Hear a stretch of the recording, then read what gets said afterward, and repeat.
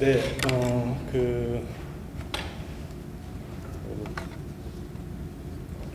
너무 오늘 이렇게 코로나 이 와중에도 또 이렇게 많은 분들이 참여해 주셔가지고 되게 조촐하게 할 줄 알았는데 또 이렇게 많은 분들이 또 보고 계시니까 되게 긴장이 되고 떨리네요. 지금 마스크를 일단 쓰고 하라고 해서 쓰는데 좀 소리가 좀 많이 울리죠. 사실 제 작품은 이제 아시는 분들은 또 아실 것 같은데 주로 이제 여가, 군중, 그리고 어떤 미디어 이렇게 세 파트로 나눠가지고 오늘 말씀을 드리려고 해요. 지금 보이나요? 저런 글씨들이 이제 어떤 휴양지나 이런 곳에서 뭔가 자유로운 시간들을 보내는 사람들의 이미지를 이제 그리기 시작했던 게 2004년경이었어요. 2004년, 5년?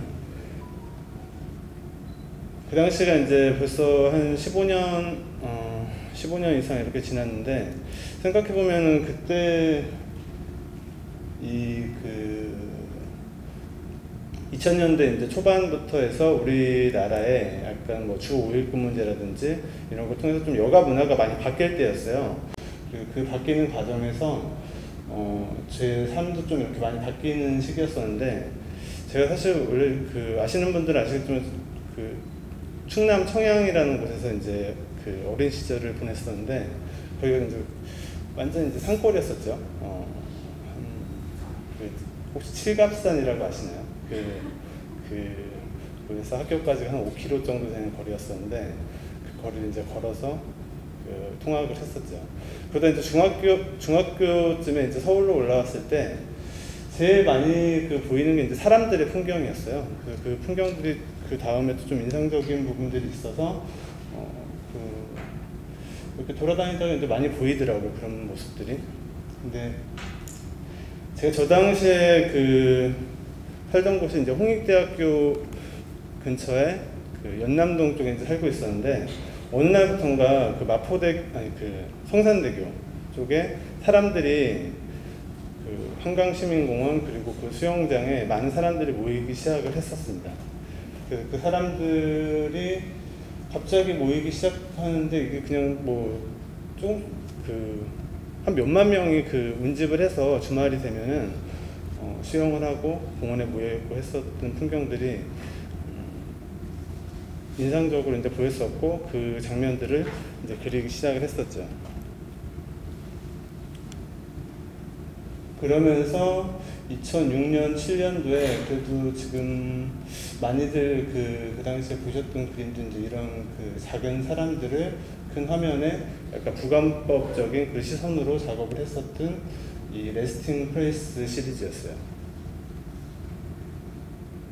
이 당시에는 이제 이런 풍경들을 가지고 찾아다니면서 사람들의 모습을 하나의 패턴화된 사람들의 모습을 이제 찾아서 그리려고 했었고, 그냥 우리가 이제 봄, 여름, 가을, 겨울 이렇게 계속해서 반복되는 사람들, 그리고 어딜 가나 이제 비슷하게 움직이는 사람들, 그런 모습들에서 일정한 그런 패턴을 찾으려고 했었는데, 이 여가라는 게 좀 그래요.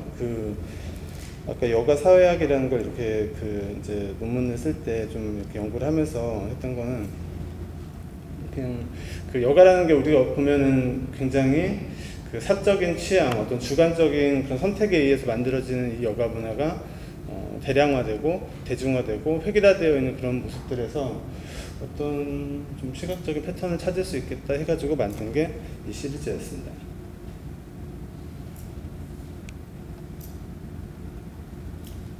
이 시리즈들은 이렇게 다양한 드로잉들과 함께 전시를 하고 이제 설치를 했었죠. 그러면서 사실 제가 좀 재료를 좀 이제 다양하게 쓰는 편인데, 좀 사람들이 이렇게 모여 있는 공간들을 수채화, 유화, 아크릴, 수목화부터 해서 연필까지 다양한 재료를 이렇게 모아서 그림을 그린 것도 이제 모아서 전시를 하기도 했었고, 그냥 사실 이때는 그냥 보이는 대로 다 그렸었던 것 같아요. 그림이라는 게 뭐 이제 다니면서 좀 즉흥적으로 이제 시각적으로 이제 눈에 들어오는 것들을 다 사진을 촬영을 하고 그것도 이제 그리는데, 보면 이런 식으로 이제 어떤 보이는 대상들을 그대로 재현한다기보다는 저 나름대로 좀 이렇게 어떤 시점이라든지 어떤 여백 개념이라든지 이런 것들을 제 화면 안에서 좀 나름대로 구성을 하려고 했습니다.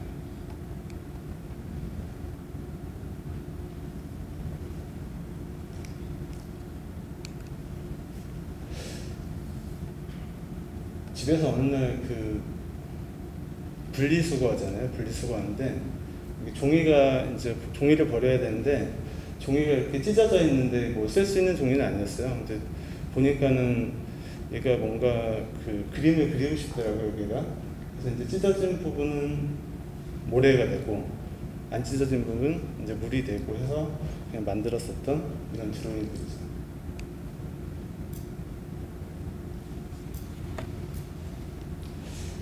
이 그림도 약간 그런 드로잉 중에 이제 하나인데, 이 그림은 이제 2014년도에 철학 아카데미에서 이제 제안을 받았던 게 2014년도가 이제 세월호 때였어요. 그리고 나서 몇 달 지나서 어떤 전시 제안을 받았는데, 지금 돌아가신 김진영 교수님이신가요? 그분이 이제 제안을 해주셔가지고 뭔가 작품을 이제 제작을 해야 되는데 제가 뭘 해야 될지 잘 모르겠더라고요, 그때. 근데 뭐 이거를 내가 작업을 한다고 해서 죽은 사람들이 이제 살아오는 것도 아니고, 그래서 하다가 그냥 사람들을 먹으로 그리고 분체로 이제 해서 314명의 사람들을 이제 그린 거예요. 그리고 그 사람들이 그러면은 저 사람들이 이렇게 구명조끼를 해서 이제 물 밖으로 한번 꺼내보자 하는 생각으로 이제 그렸던 건데, 그렇게 그려서 이제 밑에 저기서 보여지는 이제 제목 레스팅 플레이스는 한국어에서도 이제 그렇게 나오는데, 뭐 영원한 안식처 하면은 어떤 죽음이라든지 그런 걸 상징하는 것처럼 여기서 이제 무덤이라는 뜻의 제목을 이중적으로 이제 보여주는 작품입니다.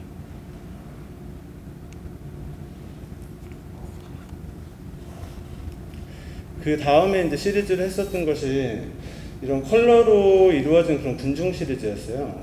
여가에서 이제 같이 거의 비슷한 시기긴 했었는데, 스포츠 스타디움이라든지 콘서트장에 이제 모여있는 사람들을 저렇게 어떤 꽉 찬 화면으로, 이때 좀 중심적으로 보여주는 어떤 시각적인 질서라고 하면은 약간 올로버 화면이라고 할 수 있을 것 같아요. 올로버 화면.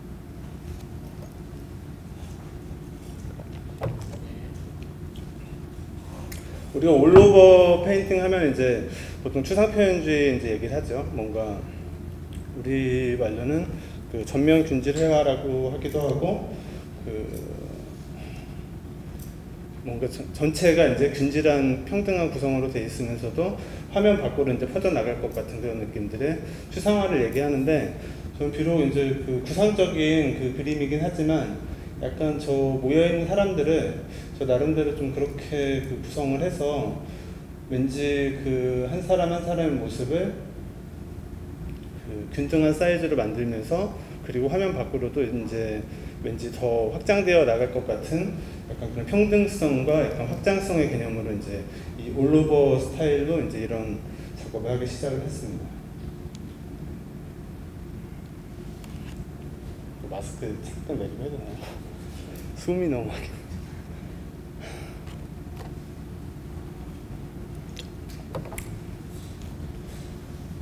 약간 가면서 이렇게 색채가 좀 더 이제 강조가 되고 좀 더 이제 추상적인 어떤 패턴화된 그런 이미지들로 이제 만들어지는데, 방금 전에 봤던 이미지들 같은 경우에는 저 빨간색은 FC 서울, 그리고 파란색은 수원삼성, 이런 어떤 이미지들 두 개를 같이 연결시킴으로써 어떤 공간 안에서 이제 충돌 효과를 주는 그런 인스톨레이션 개념의 그런 디스플레이라고 볼 수 있을 것 같습니다.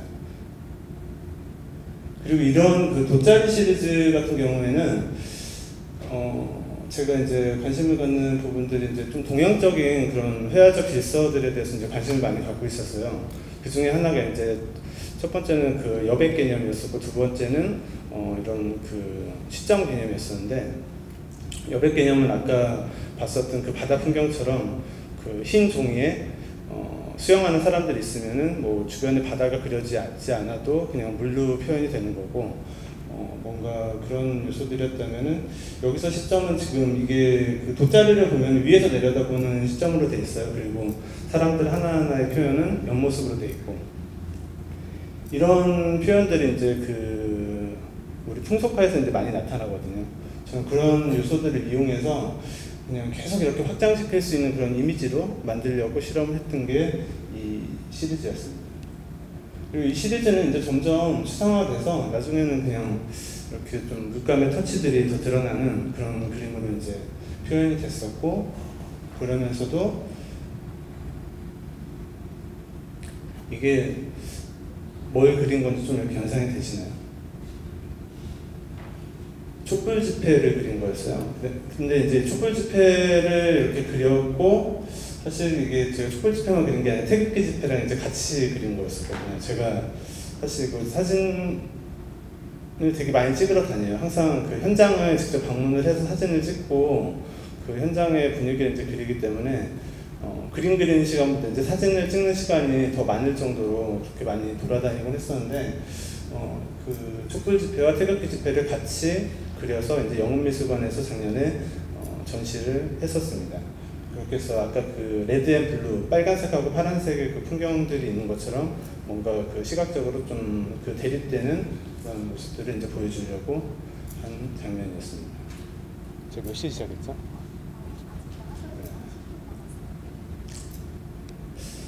그리고 다음 시리즈가 이제 이렇게 사람들의 이미지를 하나하나 그 수채화를 그려서 연결시키는 좀 그 이후에 어떤 미디어 작업으로 연결되는 그 어떤 시작점이었다고 할 수 있을 것 같아요. 지금 여기에 보이는 이 이미지는 이게 그 월전미술관에서 이제 전시를 했었던 건데, 저 사람들 하나하나의 그 수채화로 그려진 장면들은 뭐 한국의 그 뭐 해운대 경포대도 있고, 저희 뭐 프랑스, 뭐 이탈리아 막 돌아다니면서 전 세계 그냥 해변 풍경을 다 모았어요. 다 모아가지고 그려서 하나의 그 여름 풍경을 인썸머란 제목으로 이렇게 만든 거였었죠. 그러니까 수채화라는 그 전통적인 이제 어떤 장르의 그 표현 방법들을 저 나름대로 좀 이렇게 되게 크게 그려서 뭔가 설치 개념으로 이제 표현을 하고 싶었습니다. 그러면서 우리가 처음에 여가 시리즈를 말씀드릴 때 들었던 그런 생각들, 그냥 사람들이 뭔가 다 비슷하게 행동하고 비슷한 패턴으로 움직이고 있다라는 그런 생각들을 좀 확장시켜서 이제 만들었던 그런 프로젝트였습니다. 지금 여기는 이제 어떤 산책로에서 달려가는 그 사람, 그 조깅을 하거나 자전거를 타거나 하는 사람들을 다 그려가지고 외벽에 그 설치를 했었던 건데, 여기는 지금 그 프랑스 파리에 몽마르트 언덕인데 시대 대자르라는 그 레지던시 프로그램이 있었어요. 이제 거기에서 거기 그 관장님이 이제 그 무슨 페스티벌을 할 때 이 공간을 좀 이렇게 활용해서 뭘 만들어 달라고 해가지고 이렇게 제작을 했었고, 그냥 그 여기가 이제 건물 그냥 좀 외진 벽이었었는데 그 벽 자체를 하나의 산책로로 만드는, 아까 말씀드렸던 그 여백 개념이죠. 그냥 아무것도 없던 그런 벽이지만 그곳에 사람들의 모습을 넣음으로써 저기를 하나의 그 산책로로 만들어버리는 그런 개념의 프로젝트였습니다.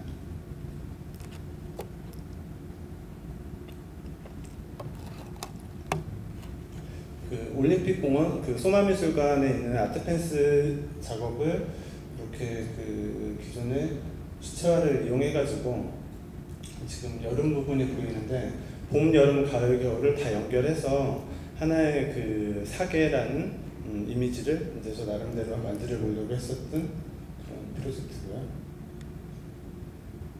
그리고 여기는 그 이번에 2018년도에 이제 서울 실이 북서울미술관이죠. 그 북서울미술관에서 유유공간 프로젝트라고 해서 여기도 그냥 그 사람들이 그냥 지나다니는 비어있는 공간이었었는데 그 공간에다가 봄, 여름, 가을, 겨울 이제 봄에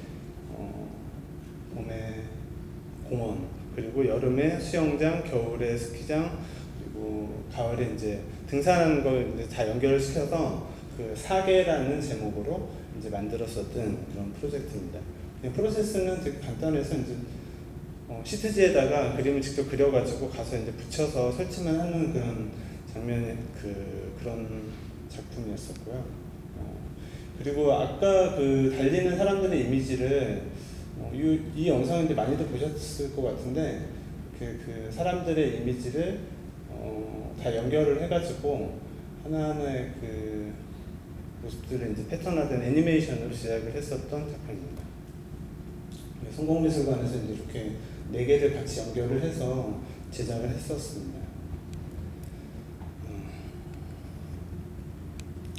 지금 그렇게 제작을 하다가 보니까 2017년, 18년도를 지나고 나서 좀 미디어와 관련된 일들을 이제 많이 하게 됐는데, 제가 특히 이제 올해 같은 경우에 뭐 코로나 이후에 이런 오프라인에서 이제 페인팅 전시하고 그 비율상으로 이제 미디어 전시가 좀 많이 들어오긴 했었어요. 그러다가 지금 제작을 지금 하고 있는 이 작품 같은 경우에는 그 다중의 추억이란 그 제목으로 해서 이제 여기가 그 세종문화회관이죠. 세종문화회관에서 이제 그 현대자동차와 같이 콜라보레이션하는 지금 작품을 제작을 하고 있는데, 지금 이거 그 영상이 유튜브로 다 나가는 건가요, 나중에? 혹시 편집돼서 나가나요? 그럼 자를 수도 있죠, 나중에. 그 영상을 좀 한번 보여드리고 싶은데 이게 좀 그 약간 계약 조건에 비밀 조항이 좀 있어가지고 그래도 그 영상을 한번 보여드리는 게 좋을 것 같아서 한번.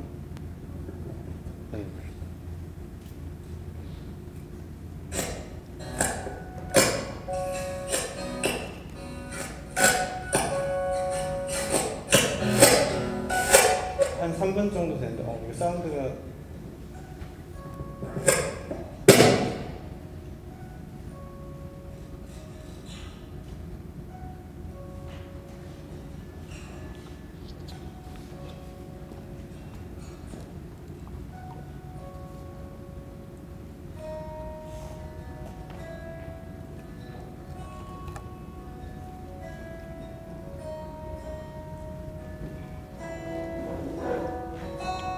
지금 저기 보이는 그 중간에 이제 까만색 라인이 그 세종문화회관의 그 이제 기둥이라고 생각하시면 될 것 같아요.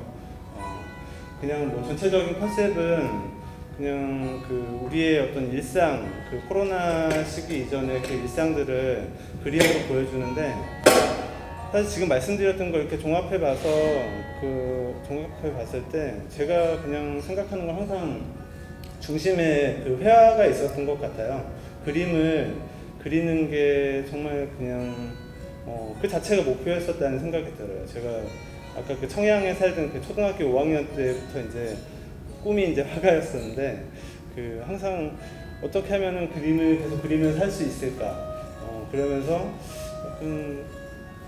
오히려 그림을 계속 그리기 위해서 다른 일을 하고 뭔가 그냥 그렇게 살아왔다는 좀 생각이 들더라고요.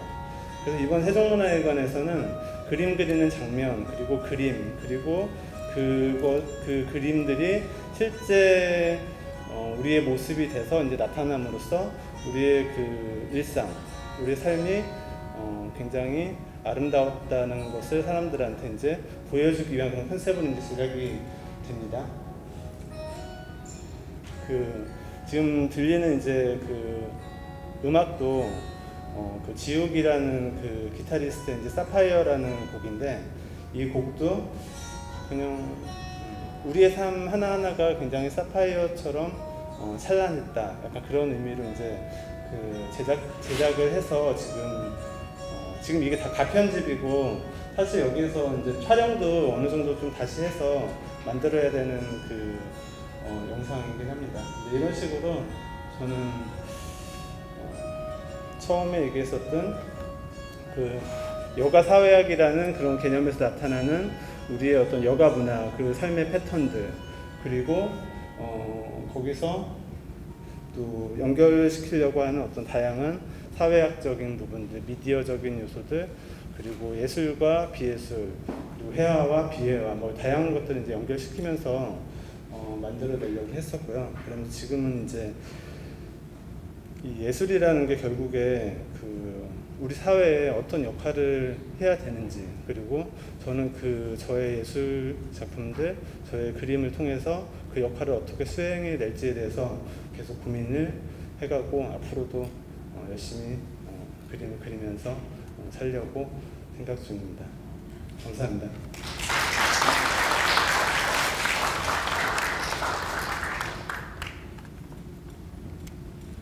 네, 이상원 작가님 감사합니다. 다음은 페리지 갤러리 디렉터 신승호 큐레이터가 이상원 작가의 작품론에 대해서 발표해 주시겠습니다. 아, 그래요? 네, 갈아가지고 창피한데. 편하신 데가 이게 될것 같아요. 네, 아무거나 다 누르셔도 돼요. 아, 그래요? 네, 알겠습니다. 하시면 됩니다.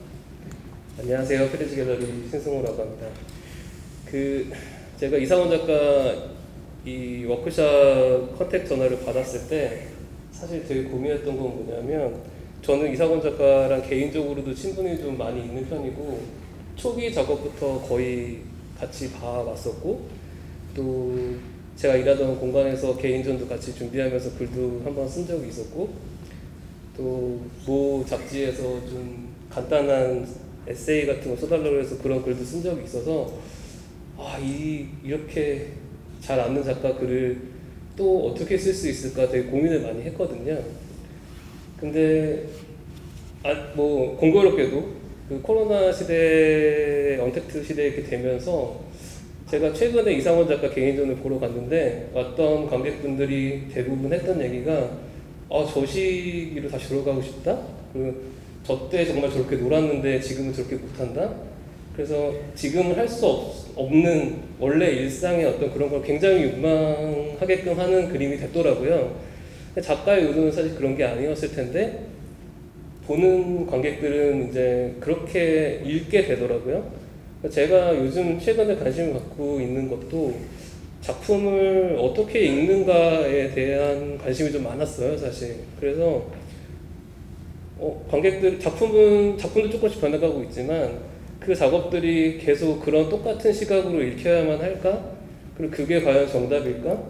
근데 지금 이런 시대가 변하고 나니까 갑자기 어떤 해석 자체가 완벽하게 달라지는 어떤 이런 반전을 좀 보고 나는 그럼 이상원 작가의 작업을 어떻게 읽을 수 있을까? 이런 부분에서 좀 고민을 많이 했던 것 같습니다. 사실 이렇게 좀 딱딱하게 얘기할 작업은 아니거든요. 이상원 작가 작업이 좀 긴장을 딱 풀고 좀 즐겁게 감상할 수 있는 그림이고 또 쉽게 접근해서 쉽게 읽을 수 있는 그림이기도 한데 분위기가 되게 딱딱하네요. 그래서 초기에 이제 제가 이상원 작가 작업을 봤을 때, 그리고 그때 당시에 개인전 근무해서 하고 또 그 이후로 계속 어떤 전시들을 많이 하게 됐을 때, 그때 당시에 많은 해석은 이거를 뭔가 사회학적인 해석으로 보는 경향이 많았어요. 그래서 아까 이상원 작가가 초기에 얘기한 것처럼 이게 뭔가 신자유시대 자본의 어떤 병폐라고 할까요? 휴식이라는 게 꼭 어디에 놀러가서 뭔가를 즐겨야 되고, 저 같은 경우도 놀러 가고는 싶은데 사람이 너무 많으면 거기서 완벽한 휴식을 취할 수가 없거든요. 근데 그게 생각나면 잘 안 가게 되고, 그럼에도 불구하고 모든 사람들이 가을 되면 산으로 가고 여름 되면 수영장으로 가고 해수욕장으로 가고 또 그런 모습들을 보여주면서 이게 과연 정말 우리가 자발적으로 주체적으로 생각하면서 이런 휴식을 누릴 수 있는 것인가? 이런 고민에 대한 해석이 굉장히 많았던 것 같아요. 그리고 그런 식으로 해석을 하다가 제가 이제 이상원 작가랑 기획했던 전시는 이런 작업들이 있는 군중 작업이었던 것 같아요. 그래서 이때도 뭔가 스테디움에 가서 저렇게 좋아하는 팀을 응원하고, 그리고 어떤 사회적 이슈 때문에 어디에 모이고, 그다음에 부처님 오신 날 같이 어떤 종교적인 행사에 모여서 멀리서 이상원 작가가 관찰하면서 어떤 패턴화된 모습들을, 또 획일화되는 모습들을 보여주니까 아, 이 작가의 어떤 작업은 그런 쪽으로 많이 해석을 하는구나, 그리고 그렇게 되는구나 생각을 많이 했던 것 같아요. 그리고 그게 사실은 뭔가를 읽어낼 때 되게 편한 잣대가 되었었던 것 같거든요. 근데 그 이후에 이제 작업들을 보면 뭔가 더 패턴화되고, 아까 이상원 작가가 보여줬듯이 영상으로 이게 뭔가 확장이 되고 수채화로 많이 뭔가를 그리게 되고, 그러면서 어떤 풍속적인 풍경화라기보다는 사람의 어떤 행태 연구 그리고 행동 연구 이런 거로 변했다는 생각이 들었어요. 그 이유 중에 하나는 이상원 작가 작업을 보면은 어떤 초기에는 어떤 해수욕장이든 수영장이든 어떤 상황들이 있고 그 안에 인물들이 뭔가를 하는 모습이 보였다면, 그 뒤에 작업들은 사실 지금 여기에 저 돗자리 깔고 앉아 있지만 이게 명확하게 뭘 하는지 알 수는 없거든요. 혹시 이게 뭐 하고 있는 건지 추측이 가능하실까요? 잘 보시면 어느 한 방향으로 앉아 있거든요. 그러니까 이거는 사실 설명 안 해주면 자세히 상상을 못 하실 수도 있는데 어떤 콘서트를 보고 있는 장면입니다. 그러니까 어떤 상황적인 거는 많이 삭제돼 있고 사람들이 뭔가 행동하고 행태의 어떤 그런 모습만 보여주고 있고, 그게 굉장히 패턴화돼 있고, 그 다음에 이게 이상원 작가가 뭔가 어떤 대상과의 거리, 그다음에 각도 이런 거에 관심이 많기 때문에 아까 부감법 썼다고 얘기했지만 이게 기술이 발달하면서 그전에는 드론이 없었잖아요. 근데 이제 드론이 있으면서 이상원 작가가 드론을 띄워서 뭔가 또 다른 어떤 각도의 시선을 보여준다든지, 아니면 낮게 개별의 이미지를 찍어서 그걸 다시 재구성하는 방식을 통해서 어떤 상황은 완전 제거한 상태에서 행동만 보여주는 거예요. 그래서 나머지 작업들을 쭉 보시면 이상원 작가 작업은 가까이서 찍어서 그리던 멀리서 보고 찍어서 그리던 얼굴의 어떤 표정이나 감정은 전혀 드러나지 않거든요. 다만 이 사람들이 뭘 하고 있는가라는 행동만 남아있어요. 그러면 뭔가 이 작품을 읽을 때 관객의 해석이 굉장히 중요하게 되거든요.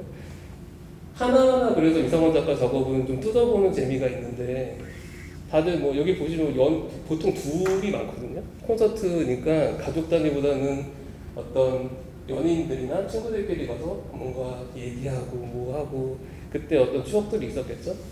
그거를 보는 사람들이 좀 주관적으로 해석할 수 있고 본인의 경험하고 연결시킬 수도 있고, 그때 어떤 분위기, 나도 비슷한 걸 느꼈을 때 어떤 사건들, 경험들, 그런 거를 좀 자유롭게 해석할 수 있게 해주는 어떤 그런 작업으로 좀 변해갔다는 생각이 들었습니다.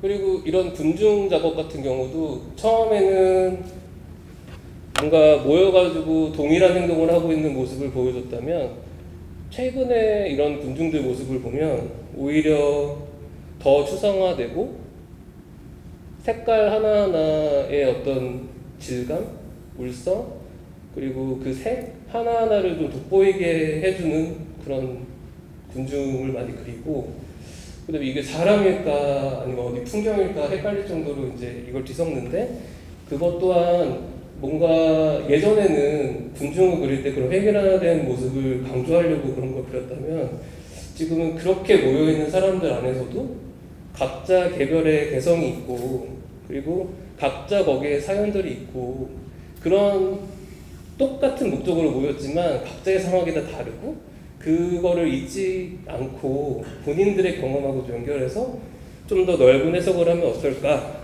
하는 어떤 그런 이유들이 있을 거라고 생각합니다.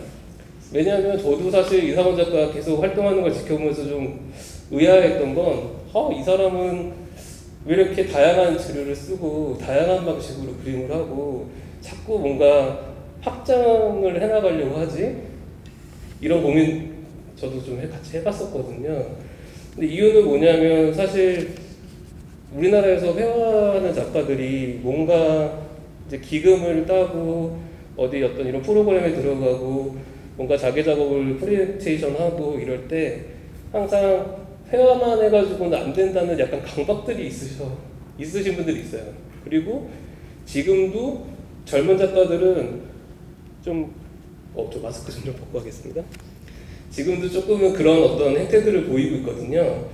그거는 뭔가 회화라는 매체가 좀 고정적이고 보수적이고 그다음에 변화의 폭이 좀 적고 그러다 보니까 기금이나 이런 것들은 매년 지원을 해야 되고 그러면은 얘는 하나도 변하지 않았네? 그럼 얘는 열심히 안 했나? 이런 패턴으로 흘러가기 때문에 좀 그런 부분들이 있거든요. 그래서 이상원 작가도 그런 게 아닐까? 그런 고민을 좀 해봤지만 사실 이상원 작가는 그런 것보다는 뭔가 본인이 인간의 어떤 행동이나 행태를 데이터화하고 그걸 패턴화하고 분석하고 뭔가 이걸 정리하기 위해서는 그냥 일반적인 자기가 쓰는 익숙한 페인팅 하나만으로는 그게 안 된다는 생각을 하는 것 같아요.